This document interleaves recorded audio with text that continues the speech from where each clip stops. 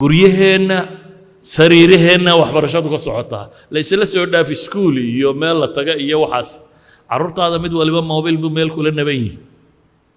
moobilkana waxbuu barayaa waxbuu u dhigayaa waxbuu u sheegayaa yaa u sheegaya mid dunida dabadiisa jooga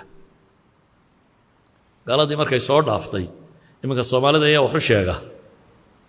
waxoogaa youtuberisa ayaa isku dira oo reer hebel baa la laayay oo reer hebel baa halkan ka dhacay oo reer hebel baa madhay oo reer hebel baa afar youtuber baa dadkoo dhan u warrama dadkoo dhan qof waliba wuxuu leeyahay waa macallimiin wax dhigaysa marka waxaan ka tan leeyahay waxaan idinku tilmaamayaa macallinka markaa shaqadii hadda way ku ballaaratay waxa la rabaa macallin risaaladiisu intaa ka hor tagto awal wuxuu ahaa macallin jahliga ka hortagaya qof aan wax aqoon ayuu wax barayay qof maran ayuu rabay inuu cabeeyo wax u sheego qof kaljar ku dhex nool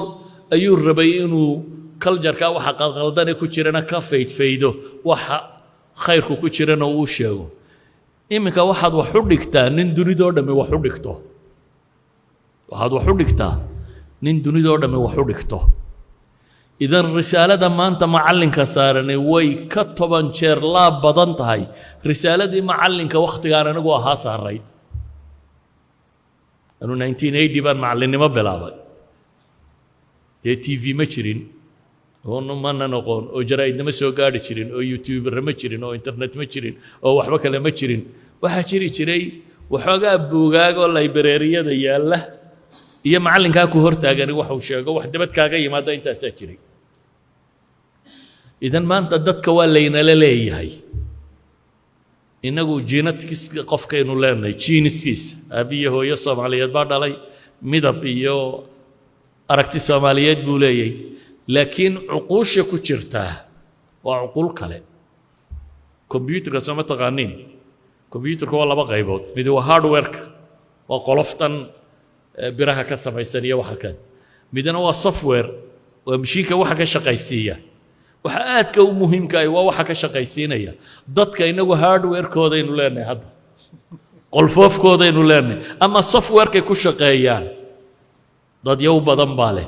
macallinka waxa la rabaa markaasi software-ka inaad yeelan karto waayo ilmuhu cidda ugu weyn ee uu rumaysay waa macallinkiisa xataa labada waalid isagu ka horeysiya ilmuhu waalidka uu la murmaa wuxuu dhahaa macallinkiisa ma odhanin macallinkiiba sidaa yidhi macallin yani waxaad dareemaysaa macallinkiisa inuu kaaga kalsooni badan yahay adigoo waalidkiisiiya macallinku ka horeysiya su-aasha isweydiinta leh waxay tahay markaasi macallinkeenu risaale ma sidaa mise waa mihna uun wuxuu sidaa waa inuu qofkan carabka u toosiyo quraanka u dhigo xifdisiyo haddii 2-3 buugoo meesha yaalla jiraanna uu u sheego af carabiga u la qabeeyo makaasaya waa mihnad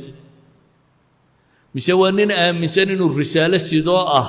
dunida dhan inuu ka hortago ku tala jira bulshadu nooliyay mustaqbalkeedu sidoo noqon doona buu rabaa inuu isagu qaabeeyo